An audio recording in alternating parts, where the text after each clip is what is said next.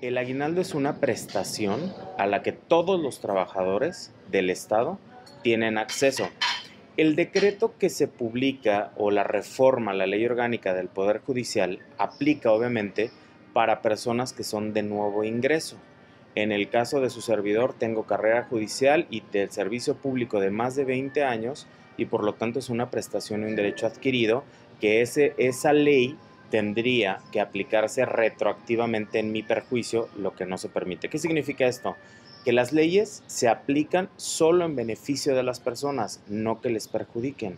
Y por lo tanto, entonces, este pago de esta prestación, al final es una prestación, se hizo una consulta a la Auditoría Superior en su momento y tenemos nosotros los escritos en donde dice que es viable el pago de esta prestación. O sea, no es un procedimiento ilegal. Es decir, entonces, ¿ustedes sí recibieron este aguinaldo en el año 2014? Claro que lo recibimos en el 2014 de manera proporcional y en el 2015 el tiempo que fue devengado como una prestación administrativa. Y por lo tanto no es ilegal el cobro que se ha hecho y mucho menos se tiene noticias. En mi caso particular, yo no tengo ninguna notificación de que se haya iniciado ningún proceso administrativo. ¿Pero qué implicaría en caso de que fuera adversa hacia ustedes la determinación? Es decir, que dijeran no ha lugar a las circunstancias, ustedes no deben recibir aguinaldo, ¿ustedes tendrían que devolver este dinero? En el caso que se nos requiera por parte de la Auditoría Superior, tendríamos que resarcir y regresar ese dinero si es que así se determina y no se logra solventar esa observación de la auditoría, pero tendríamos que esperar esa dictaminación y también tendríamos que esperar a ver si en nuestra posición, repito, como trabajadores de tiempo atrás, no de nuevo ingreso, nosotros nos aplicaría esa ley de manera retroactiva. La determinación del pago no es propia, depende del Consejo de la Judicatura, que son 5 consejeros los que autorizaron en un acta por unanimidad, no es por mayoría, es por unanimidad, que quede claro ese punto. Los 5 firmaron en su momento la aprobación del pago.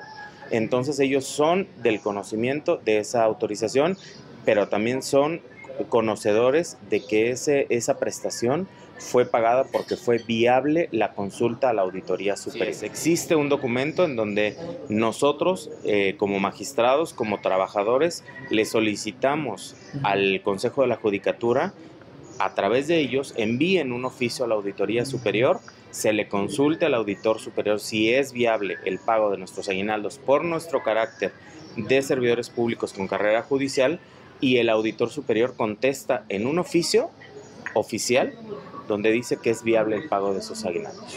¿Cuál sería el procedimiento que ustedes tendrían que proseguir en caso de que fuera la determinación o cómo puede ser la sanción resarcitoria? ¿Qué procedimiento deberían ustedes? Se tendría que iniciar ante el Tribunal Contencioso Administrativo, se tendría que obviamente contestar a las solicitudes de la auditoría y en su momento determinar incluso la propia vía del amparo. Y hasta que culmine, entonces ustedes estarían en la circunstancia o de regresar ese dinero o de no regresarlo. Así es, claro. Dependiendo lo que determine. Así es. Yo repito, no hay nada que se tenga que ocultar, no hay nada oculto, ni nada que se tenga que tapar, por decirlo de alguna forma. Simple y sencillamente es una prestación a la que los trabajadores tenemos acceso, cualquier trabajador, y por lo tanto entonces nosotros, con el tiempo que tenemos en el servicio público, tendríamos obviamente nosotros que accesar a ella. Y si en su momento se determina que no es viable el pago y por la interpretación de la ley, nosotros estaremos en la mejor disposición de reintegrar ese dinero. Claro, nosotros somos trabajadores. A nosotros nos rige también la ley del servicio civil de carrera. Y por lo tanto entonces nosotros tenemos una normatividad, estamos reconocidos ante el Seguro Social, estamos reconocidos ante el Instituto de Crédito de Gobierno del Estado. Entonces al final somos unos trabajadores que prestamos un servicio que es el de administrar justicia. ¿Quién sería el patrón en este caso? En este caso, bueno, pues se entiende que nosotros tenemos un órgano administrativo que es el Consejo de la Judicatura, quien determina obviamente la cuestión de los emolumentos y quien determina la circunstancia de qué prestaciones son a las que nosotros tenemos acceso. Este asunto de la filtración, ¿en dónde se inscribe? ¿Usted está siendo candidateado para la presidencia del tribunal? ¿Podemos inscribir en esa lucha intestina?